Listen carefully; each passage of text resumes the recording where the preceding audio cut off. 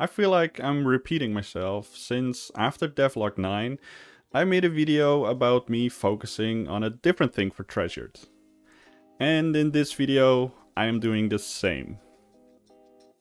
Hello everyone, and welcome to this devlog about Treasured, my tempo rating game in which you need to avoid traps, traverse obstacles, and solve puzzles in order to get treasure from various temples. With this devlog, I want to explain myself when I show you this. My minimum viable product. But first, I have a job. I am now a Unity game developer at M2H.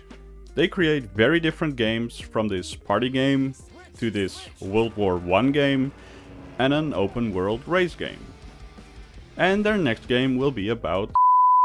Of course, I cannot talk about that, so oops. This means I can only focus on Treasured in my spare time, which also means I cannot really focus on one big feature without looking at the bigger picture, which is the actual game. So before, I have talked about how I want to make the levels. I first want to make the layout, basically making sure you can walk from A to B. Then I want to add the gameplay features, like the buttons, the doors and levers. And last but not least, I want to add decorations. Things that look pretty, but do not add anything to the gameplay. If you have followed Treasured or my channel, you might have noticed I was focusing on that last layer, the decorations. I was making it look nice, and then trying to make it look nicer, and then, yeah, you get the point. There was, and still is, no game. Even when I made devlogs within the museum, there still was no progress on the gameplay. I did add gameplay features, like this door, button, lever, and a pressure plate. But there is no gameplay. No gameplay loop. I do have a gameplay loop in my head, but since I now also have to work on games at my job, I cannot rely on memorizing it, and I have to do something about it. That's why I made a flowchart. A flowchart is basically just showing off the flow of the game. So for example, if I'm at the main menu, I can click continue, new game, options, and quit. And then after every single option, I can go to a different section. So here in the museum loop, you can see I can walk around and then I can go to a door. If the door is closed, I can select a campaign, and in turn the door will open with the campaign being selected for a room. I can then walk in the room, walk up to a pedestal, and, well, you get the idea. This is also true for the level. Of course, I cannot really get into every level since, well, some levels won't have a lever or a button, so that's why I made these return into the walk around action. Of course, if you then go to the actual treasure, you will be shown the progress, and then you will go back to the museum. And this is how basically the loop continues, since now you're in the museum and you can go into this loop, which, well, you can also go back to the level if you select a new level. And that's basically a flowchart. By writing all of this down, I don't have to rely on my memory. I can just look at the flowchart and know what comes next. This not only applies to the gameplay loop, but also my tasks. And that's why I made a new Trello board with some new tasks. As you can see, I have different loops with a different iteration number. Here you can see loop 1, and then if I scroll to the right, you can see loop 2. Within each list you can see the things I want to complete within that iteration. So after I finished my MVP, which you can see is done, I can start with the actual museum loop. I can start with the interactable highlighting, which I will basically just copy from the previous project, and then I can go on to all of the other tasks. Of course, I can still add tasks if I need them, Or for example, I can just add a checklist, which makes me add stuff like pedestal model. Simple as that.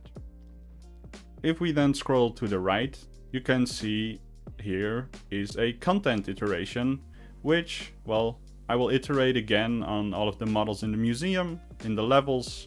I will add some more things within the levels, achievements, other stuff. Of course I will do testing. Testing is done within every miscellaneous / juice iteration. So I will do testing often. And then after the content is added, I don't have a card for actual levels, but those will be added later on. And after that, when I have done all of the marketing / release stuff, the game will be in early access. And I have already written some stuff down for stuff I want to do within early access or after early access. So yeah, I think these are stuff to look out for when I'm in early access. Otherwise you have to do with all of the kind of basic stuff, I guess. It will still be fun.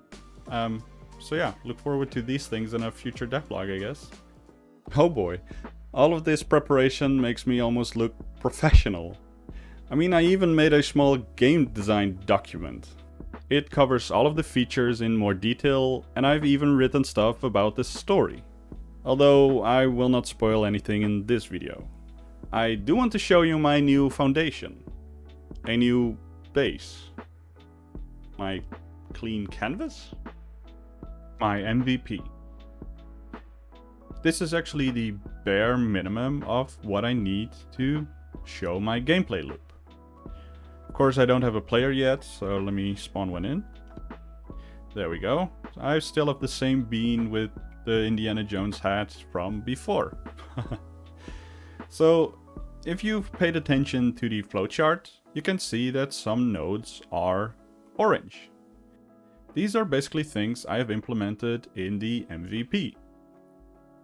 So what you can do is you can walk up to a door, and if you select it, you can see that I can select a campaign. Of course, there is no real campaign, this is just the test one.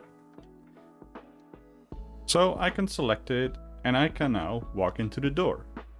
Of course, these walls sliding down, that is a nice thing. It's not really needed for my MVP, but I was bored, so I added it. Then we have these pedestals, which are currently very minimalistic. And if I walk up to an empty one, in air quotes, I can look at it and I can select a level. This will then of course be added to the pedestal, and yeah. If I select it, you can see that the level actually starts. This will be different for every level, but for now I've added a basic room which I cannot really enter from any side, so there is no way for me to get to that treasure thing over there inside. So I can press the button to open the door, and then I can just pick up the treasure, which in this case is not really anything, so I can just click on it and it will bring me back to the museum, which will, well, in turn reset everything. So that's the most basic part of what I envision the game will be. Of course I will change everything and I will add way more in the future. So yeah, I prepared a lot for my job. But not really for my job, but for the spare time I have due to my job. This will be filled with treasures. Oh yeah. Since I cannot make a video every week, I cannot update you guys on Treasured that often. So I want to take this opportunity to promote my Discord server. I will be posting more updates over there, like development screenshots, videos and GIFs. So if you guys want to stay in the loop with more updates, join the Discord server. I will also be posting stuff on Twitter, but a little less than Discord. Maybe. Oh, and I also want to do something new. For every devlog, I want to implement something that you guys have chosen. I will make a poll on Discord, exclusively on Discord, and I will let you guys choose on a feature I need to implement. This can be a feature that you want to see implemented sooner than I have planned, or it can be a suggestion that you guys have made. I totally stole this idea from Obvious Dev, but he's a super cool channel and he has an awesome game, so yeah, I think it's justified. And the winner of this week's secret Discord feature is the electric generator. Awesome. So come join the Discord server. I've already said that, but hey. And then to summarize this video, I will start over with Treasured, but I will focus on the gameplay loop. I can still make it look nice, since visuals equal likes, but I will not focus on the decorations that much. And I already have a procedural level generator, so I could just copy paste it and it will be done very quickly. I mean, who knows? Maybe I will actually release the game after all. Wishlist the game on Steam. And that's it for this devlog. Be sure to subscribe to the channel for more updates on Treasured and leave a rating to show your love. That's it for this video. Take care.